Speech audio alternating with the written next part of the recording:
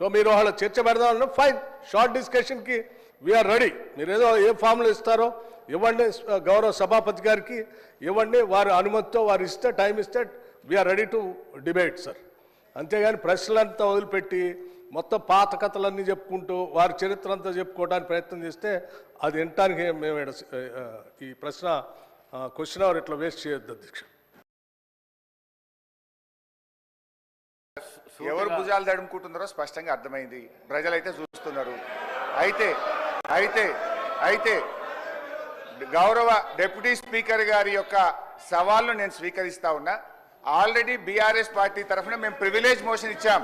Privilege motion on honourable deputy CM we have given sir. That privilege motion is pending.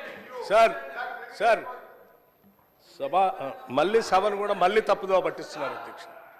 మళ్ళీ తప్పుదో పట్టించిన అంటే లేస్తే సత్యదూరమైన మాటలు మాట్లాడటం తప్ప వాస్తవాలు మాట్లాడితే తల పగిలిపోతారు అని ఏమైనా శాపం ఉందని నా అనుమానం అధ్యక్ష. వీళ్ళకి అస్సలు వాస్తవాలు మాట్లాడరు అధ్యక్ష, అన్ని సత్యదూరాన్ని. ఏంది ప్రివిలేజ్ మోషన్? మీరు ఆ ప్రివిలేజ్ మోషన్ ఇచ్చేది అధ్యక్ష. వీళ్ళు ప్రివిలేజ్ మోషన్ ఇస్తారా సభా నిబంధనల గురించి, సభా నియమాల గురించి? దేనికి ప్రివిలేజ్ మోషన్ అధ్యక్ష? దేనికి? నేను నిన్న చూపించాను నేను అధ్యక్ష. రూల్స్ బుక్ వాళ్ళ హయాంలో తయారు చేసింది. పాత రూల్స్ బుక్ అన్నిటిని కూడా మార్చేసి వాళ్ళకు అనుకూలంగా ఉండేటట్టుగా రూల్స్ బుక్ అంతా తయారు చేసుకొని సభలు పెట్టి ఆ రూల్స్ బుక్లో ఏం చూపించారు అధ్యక్ష? స్పష్టంగా ప్లకార్డ్స్ తీసుకొని రావద్దు, స్లోగన్స్ ఇవ్వద్దు, పొరపాట్లు చేస్తే వాళ్ళ మీద చర్యలు తీసుకోవాలని చెప్పి అన్ని చాలా స్పష్టంగా రూల్స్ బుక్లో పెట్టి నిన్న మీరు చేసింది అధ్యక్ష. ఏం చేశారు మీరు? సభలో మీరు కానీ మీ నాయకుడు ఆనాడు ముఖ్యమంత్రిగా ఉన్నటువంటి కె చంద్రశేఖరరావు గారు సభలో చెప్పినటువంటి ఏ ఒక్క అంశాన్ని అమలు చేశారు అధ్యక్ష? సభ నిబంధనలు పూర్తిగా ఉల్లంఘించారు వాళ్ళు. హౌస్ ప్రివిలేజ్ మొత్తం పక్కదో పట్టించింది వాళ్ళు. ఒకటి కాదు, రెండు కాదు, 3 ఎకరాల భూమి బరాబర్ ఇస్తామని చెప్పారు దళితులు, గిరిజనులకు. ఇచ్చారా? ఈ సభలోనే కదా చెప్పింది వాళ్ళు. ఈ సభలోనే కదా అధ్యక్ష చెప్పింది. డబుల్ బెడ్రూమ్ ఇల్లు ఇస్తా అని చెప్పారు. ఇచ్చారా అధ్యక్ష? ఉద్యోగాలన్నీ పూర్తి చేస్తా బరాబర్ అన్నారు. చేశారా? 2 భిన్నమైనటువంటి డైలాగ్స్ నేను వినిపించగలను అధ్యక్ష. బరాబర్ ఉద్యోగాలు ఇస్తాం అన్నది ఒకటి, ప్రభుత్వాలు ఏడున్నాయి ఉద్యోగాలు ఏడ తీసుకొచ్చిస్తామని అడిగింది ఇక్కడ నుంచే.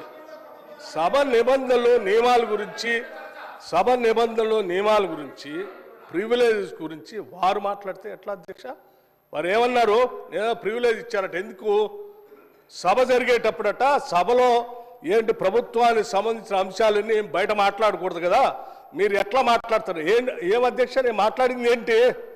మీరు తప్పుడు సమాచారం ఈ రాష్ట్రానికి అప్పుల పైన ఇస్తా ఉంటే ఆ అప్పులకు సంబంధించి ప్రజలకు తెలియాలని చెప్పి 7,11,000 పైన ఉన్నటువంటి అప్పుల లెక్కలు బరాబరుగా చెప్తూ ఆ అప్పులు తీసే క్రమంలో మీరు చేసిన 66,000 కోట్ల అప్పుల్ని మేము తీర్చామని చెప్తూ అట్లాగే రైతులకి ఇంకో 21,000 కోట్ల రూపాయలు రుణమాఫీ కింద అప్పు ఇచ్చామని అన్నప్పుడు ఒక జర్నలిస్ట్ అడిగాడు, అయ్యా రైతులకు భూమి ఉన్నటువంటి వాళ్ళు అందరికి ఇస్తున్నారు బాగానే ఉంది, మరి అసలు మా భూమి లేని మా నిరుపేద ప్రజల కూలీలకు కూడా మీరు అప్పుడేదో ఇచ్చారు కదా అని ఇస్తా అన్నారా? 12,000 ఇస్తారంటే ఎస్ అవి కూడా ఇస్తామని అన్నాం. భూమి లేని నిరుపేద కూలీలకి 12,000 కూడా ఇస్తాము. అది ఒక జర్నలిస్ట్ అడిగిన దాని మీద ఇస్తామని చెప్పిన దాన్ని అది ప్రివిలేజ్ మోషన్. నిరుపేద కూలీలకి 12,000 మేము ఇస్తామని చెప్పినట్టు మాటను ఇస్తామంటే నీకు ఇబ్బందా? కూలీలకి ఇయ్యొద్దా? ఏంటి ఈ భూస్వాముల మనస్తత్వం? ఏంటా ఇబ్బంది? ఏం ఇబ్బంది అంటే దానికంటే ప్రివిలేజ్ మోషన్ ఇస్తారట. రైతు కూలీలకి 12,000 ఇస్తారా అని ఒక జర్నలిస్టు అడిగితే ఇస్తామని అన్నాం. అది ప్రివిలేజ్ మోషన్. రైతు కూలీలకు ఇస్తా అంటే ప్రివిలేజ్ మోషన్. ఇది ఎక్కడ ప్రివిలేజ్ మోషన్ అధ్యక్ష? ఇది ఎక్కడ ఉల్లంఘన? ఏ ఉల్లంఘన? రైట్. ఇంకోటి చెప్పారు, 7,11,000 పైన రుణం ఉంది అని తప్పుడు చెప్తున్నారు. మొత్తం తప్పులు చెప్పిందే మీరు కదా. 10 సంవత్సరాల పాలనలో తప్పు చెప్తుంది. 10 సంవత్సరాల పాలనలో తప్పు చెప్పినందుకే 6 నెలలకోసారి మర్చిపోతుంది అధ్యక్ష. వీళ్ళకి 6 నెలలకోసారి ఎందుకు పోతుంది నాకు అర్థం కావట్లేదు. ఆ సాధారణ ఎన్నికలప్పుడేమో ప్రజలు మొత్తం 6 నెలల క్రితం డిసెంబర్లో మొత్తం వాళ్ళని పంపించారు 2023. అది అయిపోయిన 6 నెలలకి పార్లమెంట్ ఎన్నికలు వస్తే డిపాజిట్ గలం చేసేసారు ప్రజలు. 6 నెలల తర్వాత మళ్ళీ అసలు ఇది ఏందో వాళ్ళకి ఆలోచన పోయిందేమో, అసలు రాష్ట్ర ప్రజలు అన్ని తప్పుదోలు పట్టిస్తారు. ఇది ఎక్కడ అన్యాయం అధ్యక్ష? ఇవన్నీ ప్రజలు ఇంత తిరస్కరిస్తూ ఉంటే ప్రజల కోసం పనిచేసే మా పైనట ప్రివిలేజ్ మోషన్ అంట. ఎట్లా అధ్యక్ష? మీరు అడిగారు అప్పులు ఎన్ని ఉన్నాయని, చాలా స్పష్టంగా మేమేం దాచుకోలేదు అధ్యక్ష. అప్పులు తీసుకునే ప్రతిదీ ఆర్బీఐ ద్వారా, బ్యాంకు ద్వారా నిక్కచ్చిగా స్పష్టంగా ఉంటుంది అధ్యక్ష. ఆ స్పష్టంగా ఉన్న కాగితాన్ని వాళ్ళ మేము దాయలే. వాళ్ళు ప్రతి సందర్భంలో 7 లక్షల పైన అప్పు ఉందనేది ఏది మీరు కార్పొరేషన్ ఇచ్చిన గ్యారంటీస్ వాటిని ఎప్పుడు కలిపి చెప్పలే. కానీ వాళ్ళు మేము చెప్పేమే, దాచుకోలేదు కదా మీలాగా.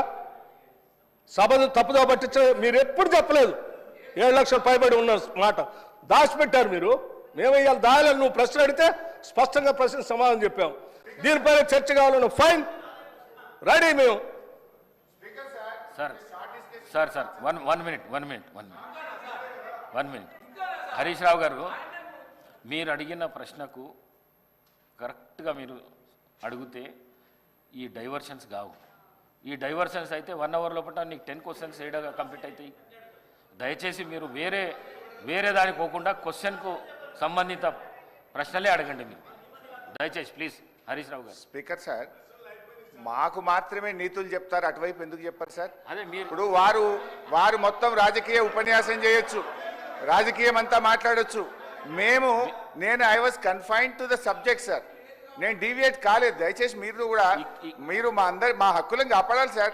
వికారాబాద్ ప్రజలు కూడా చూస్తున్నారు సార్, మా హక్కులు కాపాడాలి సార్. మీరు ఇక్కడ స్టార్ట్ అయితే అధ్యక్ష, స్పీకర్ సార్, మీరు ఒక విషయాన్ని క్లారిఫై చేయాలి.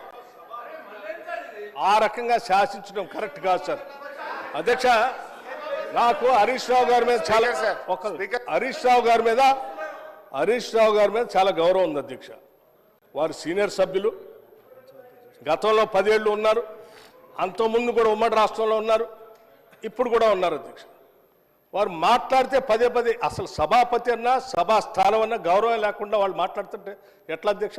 నిన్న అధ్యక్ష నేను చూశాను బీఎస్సీ సమావేశం జరిగేటప్పుడు అధ్యక్ష వీళ్ళు చేసింది ఏంది?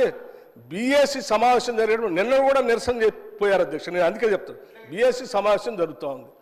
10 ఏళ్ళు బీఎస్సీలో ఏం చేసావు అధ్యక్ష? మీకు సభకి రాష్ట్ర ప్రజలకు కూడా తెలియాలి. ఏం చేసావు అధ్యక్ష?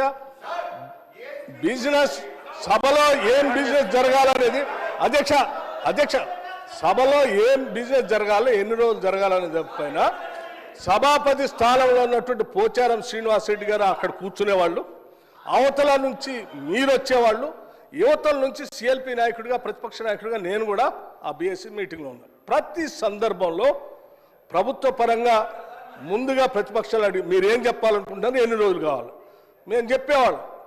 చెప్పి ఈ అంశాలన్నీ తీసుకోవాలి, ఇన్ని రోజులు కావాలంటే సరే. అప్పుడు గౌరవ ముఖ్యమంత్రి గారు చంద్రశేఖరరావు గారు కానీ లేకపోతే వారి తరఫున హరీష్ రావు గారు కానీ వచ్చేవాడు. వచ్చి వాళ్ళు ఏం చెప్పేవాళ్ళు అధ్యక్ష? రైట్, చాలా సంతోషం, మీరు ప్రతిపక్ష పార్టీగా మీరు ఏ అంశాలు తీసుకోవాలనుకుంటున్నారో ఆ అంశాలన్నింటినీ గౌరవ సభాపతి గారికి ఇవ్వండి, ఎన్ని రోజులు నడపాలనుకుంటున్నారో అన్ని రోజులు కూడా రాసివ్వండి, మేము కూడా ఆ అంశాలన్నీ రాసిస్తాం. మిగతా ప్రతిపక్షాలకు సంబంధించిన వాళ్ళు అందరూ వారికి ఇచ్చిన తర్వాత వారు పరిశీలన చేసి ఏ అంశాలు తీసుకోవాలి, ఎన్ని రోజులు నడపాలని నిర్ణయం చేస్తారో సభాపతి గారికి ఒప్పచెప్దామని లేచి వచ్చేవాళ్ళం. లేదు నేను ఎక్కడ చెప్పాలంటే లేదు, అట్లా కరెక్ట్ కాదు, సభాపతి గారు రాసిచ్చాం, వారే నిర్ణయం చేస్తారు, మనం అంతా సభ వారు చెప్పినట్టు నడవాలని ఫైన్ అని చెప్పి 10 ఏళ్ళు అదే నడిపాం అధ్యక్ష. కానీ నిన్న మాత్రం ప్రసాద్ కుమార్ గారు సభాపతి స్థానంలో ఉంది, మేము కూడా అదే ప్రొసీజర్ని ఫాలో అవుదాం, మీరు రాసి ఇవ్వండి మేము రాసిస్తామని అంటే లేదు ఇప్పుడు ప్రసాద్ కుమార్ గారు సభాపతి గారు నిర్ణయం చేయడానికి లేదు, మీరు ఇప్పుడే చెప్పాలను. అధ్యక్ష, సభాపతి స్థానం అప్పుడు అదే ఇప్పుడు అదే. అప్పుడు పోచారం శ్రీనివాసరెడ్డి గారు ఉన్నారు, ఇప్పుడు ప్రసాద్ కుమార్ గారు ఉన్నారు. సభాపతి స్థానం ఏం మారలేదు అధ్యక్ష, మనుషులు మాత్రమే మారారు. పోచారం శ్రీనివాసరెడ్డి గారు ఉన్నప్పుడు ఏ నిబంధనలు అయితే పాటిస్తున్నామో ప్రసాద్ కుమార్ గారు ఉన్నప్పుడు కూడా అదే నిబంధనలు పాటించాలి కదా. ఎందుకు మీరు దాన్ని వదిలేసి లేచి బీఎస్సీలో సభాపతిని మొత్తం అందరిని అవమానించేటట్టు కాగితాలు పడేసి బయటకు వెళ్తారు అధ్యక్ష? ఇదేనా సభాపతి స్థానానికి మీరు ఇచ్చే గౌరవం? ఏం ప్రసాద్ కుమార్ గారు స్పీకర్ కాదా? మనం 10 ఏళ్ళు పాటించింది మనం ఎందుకు పాటించట్లే? వీళ్ళు మాట్లాడితే లేచి సభాపతి మీద అటాక్ చేయడం కోసం ప్రయత్నం చేస్తారు. ఇది కరెక్ట్ కాదు అధ్యక్ష. సభాపతి మీరు పదే బతిలాడారు అధ్యక్ష. కూర్చోండి దయచేసి. ఆ ప్లే కార్డ్స్ పట్టుకొని రావటం కరెక్ట్ కాదు. అవన్నీ మా మార్షల్స్కి హ్యాండ్ ఓవర్ చేయండి. నా దగ్గర తీసుకొని వస్తారంటే హ్యాండ్ ఓవర్ చేయకపోగా ఆ కాగితాలన్నీ పట్టుకొని ఏడుకొచ్చేది ఆ సభాపతి స్థానం మీద ఎగరటానికి పోతా ఉన్నారు హరీష్ రావు గారు. ఎక్కడ నియమం అధ్యక్ష ఇది కరెక్ట్ కాదు అధ్యక్ష. సభాపతి స్థానంలో ఉన్నటువంటి మిమ్మల్ని సభలో ఉన్నటువంటి వాళ్ళందరూ గౌరవించాల్సిందే. సభ నిబంధనల నియమాల ప్రకారం నడుచుకోవాల్సిందే. మేము ఈ నిబంధనలకు అతీతంగా మేము రాచరిక వ్యవస్థలో మేము పోతాం, మేము శాసించినట్టే సభ నడవాలంటే కుదరదు అధ్యక్ష. అది కరెక్ట్ కాదు. దీనికి ఒక రూల్స్ బుక్ ఉంది, ఆ బుక్ ప్రకారం నడవాల్సింది. హరీష్ రావు గారు, మీరు మాట్లాడుతూ వికారాబాద్ ప్రజలు చూస్తున్నారు అన్నారు. వికారాబాద్ ప్రజలు కాదు, రాష్ట్ర ప్రజలు, దేశ ప్రజలు, ప్రపంచ ప్రజలంతా చూస్తున్నారు.